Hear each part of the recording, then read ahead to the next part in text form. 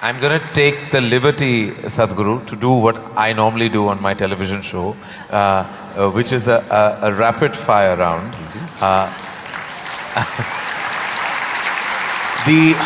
Normally the end of this round… When I was young, I watched a lot of, Wild West movies. Right. So when you fire, I also fire, all right? No, but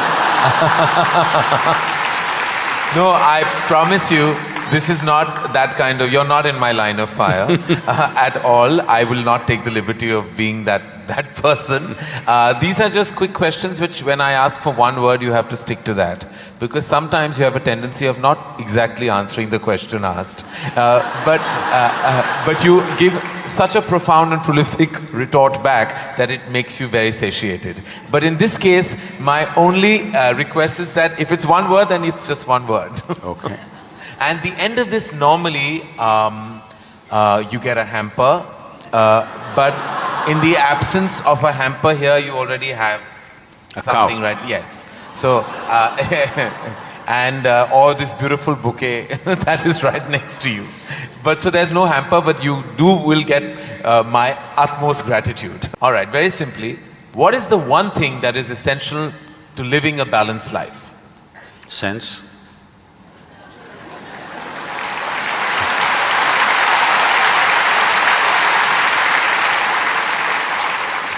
What is the one thing we must absolutely do away with in order to lead a balanced life? Senselessness. Yes. All right. I thought that was coming. First thing that comes to your mind when I say the following. The first thing, organized religion. Madness. Marriage. Cohabitation. Competition. Stupid. Money. Useful. Love. Can I say a sentence? Yes. I will allow that. Most beautiful, but unfortunately crippling for most people. If I can little elaborate that, see, if something unpleasant cripples you, something nasty cripples you, it's acceptable. When something beautiful cripples you, it's a true disaster.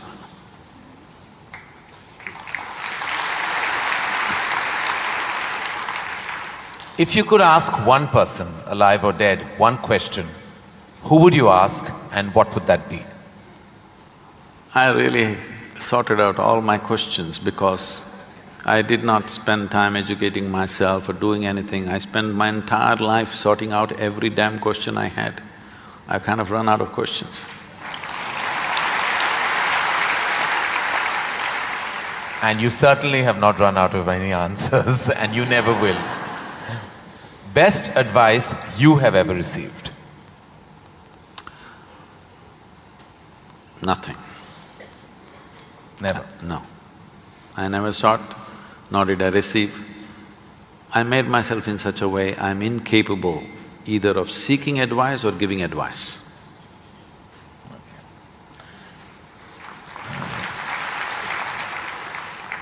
In an imaginary, completely hypothetical situation, if you had a day off with no commitments, no responsibilities, what would you spend the day doing? Oh, there are a lot of things, this can't be one word. No, it's not one word. See, I have an indiscriminate sense of passion towards everything.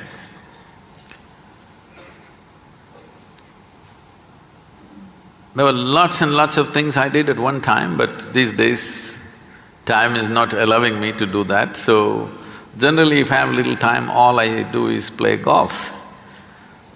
Because that's safe and within the city and I can get back in time for something else to be done. But if an entire day is left to me, which they've not done for a long time, they've not left it to me. If that happens, I will close my eyes and sit because that is the best, I am at my best when I truly have nothing to do.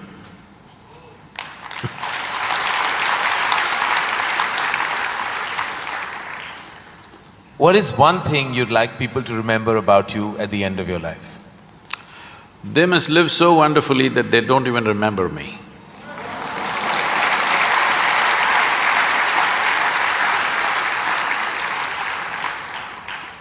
If you found a way to travel through time, where would you go? I'm kind of done with all those things. Your universe visited already. You have visas for every part of this ecosystem. If we can do some slow fire, Yeah. because that's a question with many ramifications. This, for example, traveling in the world, we jetted around and now we want to travel to the Mars, we want to travel to another place. And now that's not enough, we want to travel into the past and future. All this longing is again exploratory in nature. Whether you go on vacation to Maldives or you want to go to Mars, it is fundamentally exploratory. Maybe you're also thinking of relaxation and pleasure and whatever, but essentially it's exploratory, otherwise why can't you do it here? It's something that you want to do, you want to touch another place. This longing is there in the human being only as long as the life that you are remains in a seed form. That is, it did not sprout and blossom. This happened when Adi Yogi was expounding the science of yoga and talking about the nature of the cosmos, how it's related to your individual self and what you can do with it. Then the seven sages who were with him, they asked, what is the nature of this cosmos? How big is it? Where does it begin? Where does it end? So he laughed and said, your entire cosmos, I can pack it into a mustard seed. Because your ideas of time and space are essentially because you're living within the framework of your intellect. If you cross that dimension, then there is no such thing as time and space. Everything is here and now. So, traveling through time, space, no, it means nothing to me because it's difficult to express, difficult to articulate. If I sound little…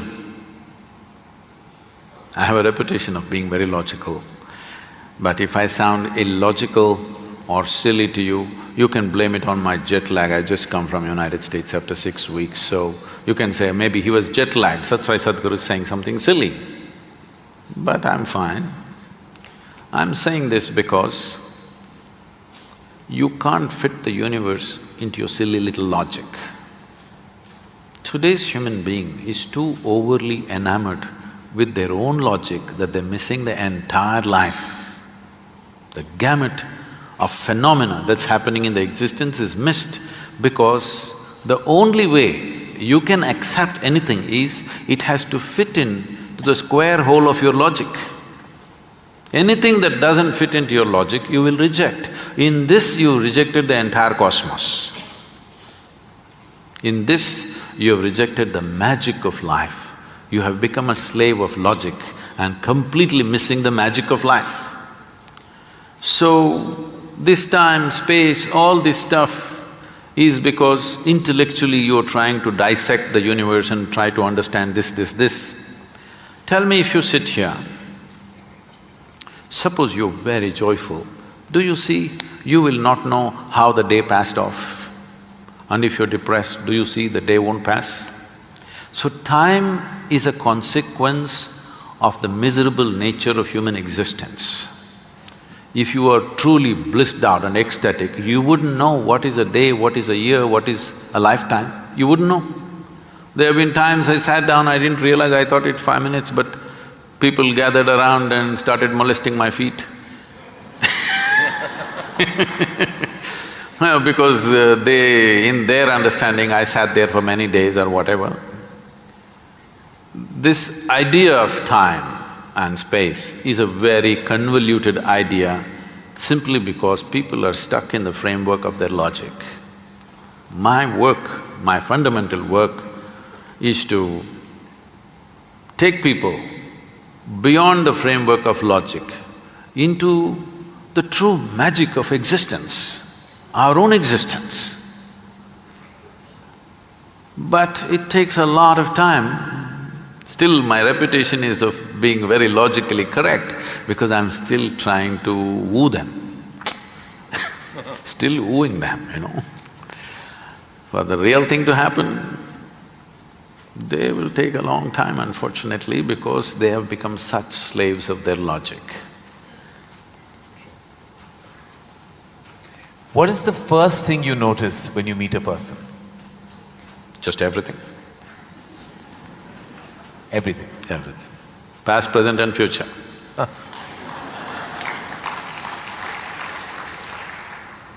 Is it more important to do what you love or love what you're doing? One word or more? The choice is entirely yours. See, if you are an intelligent person,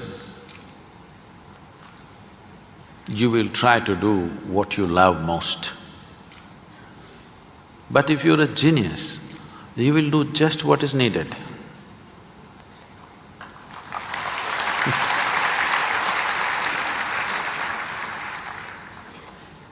If you could be invisible for a day, what would you do?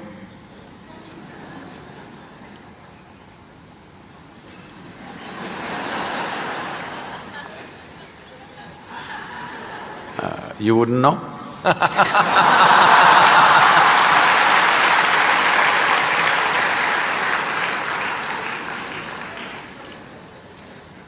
With due respect, what is your biggest weakness? Biggest? What is your biggest weakness?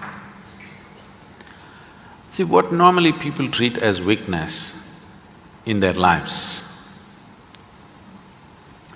Okay, let me give a normal answer. Why? Why am I going into all this? Already you said I'm what? What is the word? Sashayed.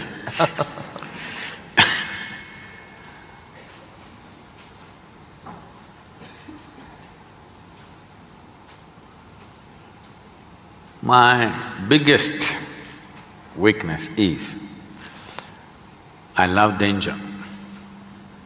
Without danger I cannot live. I need to do something which keeps me on the edge of being mortal, being alive and dead. I want to walk that line all the time. Every day I'm stepping on it one way or the other. Is it a weakness? I don't think so, but people think, Sadhguru, you shouldn't risk your life like this. But if there's no risk, I feel I'm not being… because most of the time in my life, for whatever I'm doing, I don't feel tested. It's only in moments of danger that I feel little tested. So my weakness is, I like to be stretched, you know. For all the time when I was riding across India and later on I started driving, my only wish was that to find a machine which will test my skills. Always found the damn things broke down if I took it to my limits. These days recently I'm beginning to get to do a few machines which are testing me, whether I can push it all the way or not. Maybe that's because of my age. No. If I had met them much younger, I think I would have… managed to work around them. One thing the world doesn't know about you. They don't know a thing about me.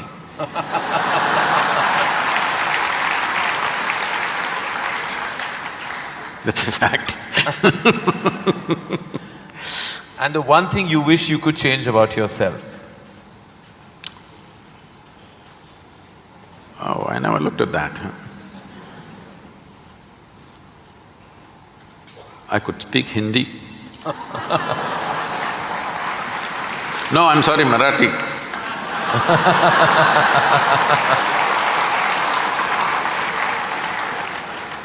The one thing you wish you could change about the world?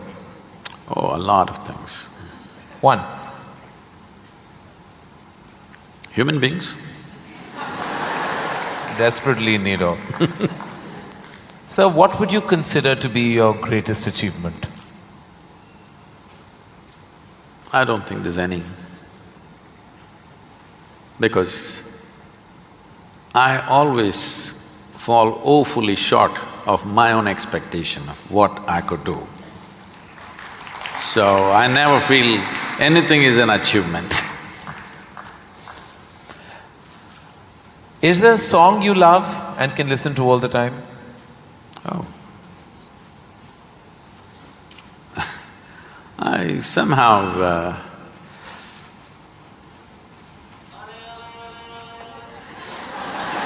now probably because this came to me at a certain time when I was in my early teens maybe. So this one song kind of comes back to me more often than anything else. It's not that I even seek it, but somehow one way or the other this song keeps coming back to me. Is how many times… Okay. I know you haven't seen any of my films, but do you have a favorite film? Oh, I've seen many good movies. At one time I saw a lot of them. I've not seen much of Indian cinema, but I saw a lot of, English cinema. But one movie that I thoroughly enjoyed at that time, because on that day the way things happened, many life situations fell together and everything, was Roman Holiday. Oh, well, I have to say that that's the first film I've ever seen in my life. My mother took me to the cinema. Here we are. It is true. Roman Holiday is the first film I ever saw. It was my introduction to the big screen. I'm glad I have something in common with you. That image of Audrey and Gregory Peck is somehow just stayed with me. Wonderful. It was probably my age. Yeah. Oh, it must have been. Something you enjoy doing and wish you had more time for?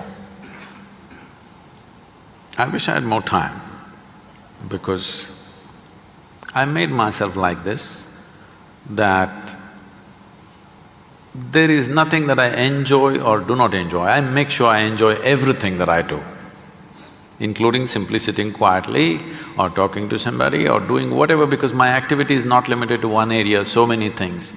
If you did not enjoy everything that you do and do not do, you will go insane trying to manage so many things.